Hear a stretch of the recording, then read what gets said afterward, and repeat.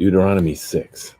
Now this is the commandment, the statutes and the judgments which the Lord your God has commanded me to teach you, that you might do them in the land where you are going over to possess it, so that you and your son and your grandson might fear the Lord your God, to keep all his statutes and his commandments which I command you, all the days of your life, and that your days may be prolonged.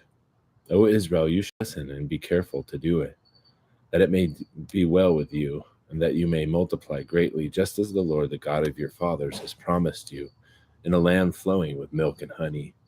Hear, O Israel, the Lord is our God, the Lord is one, and you shall love the Lord your God with all your heart, and with all your soul, and with all your might. And these words which I am commanding you today shall be on your heart, and you shall teach them diligently to your sons, and shall talk of them when you sit in your house, and when you walk by the way, and when you lie down, and when you rise up. And you shall bind them as a sign on your hand, and they shall be as frontals on your forehead. And you shall write them on the doorpost of your house, and on your gates.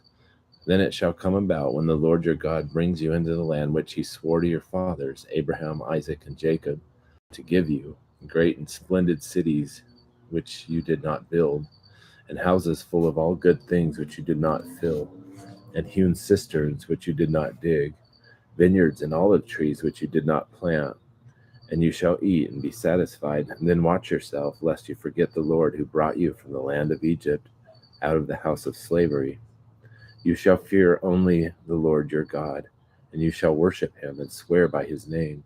You shall not follow other gods, any of the gods of the peoples who surround you.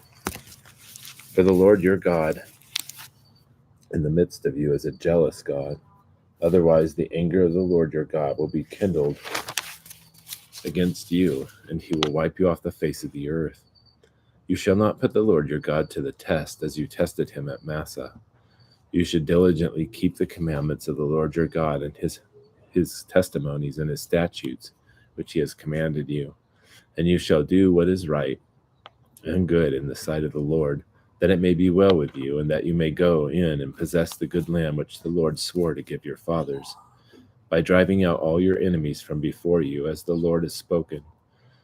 When your son asks you in time to come, saying, what do the testimonies and the statutes and the judgments mean which the Lord commanded you? Then you shall say to your son, we were slaves to Pharaoh in Egypt, and the Lord brought us from Egypt with a mighty hand. Moreover, the Lord showed great and distressing signs and wonders before our eyes against Egypt, Pharaoh and all his household. And he brought us out from there in order to bring us in, to give us the land which he had sworn to our fathers.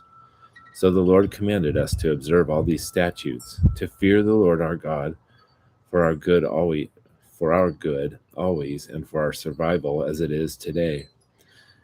And it will be righteousness for us if we are careful to observe all this commandment before the Lord our God, just as he commanded us.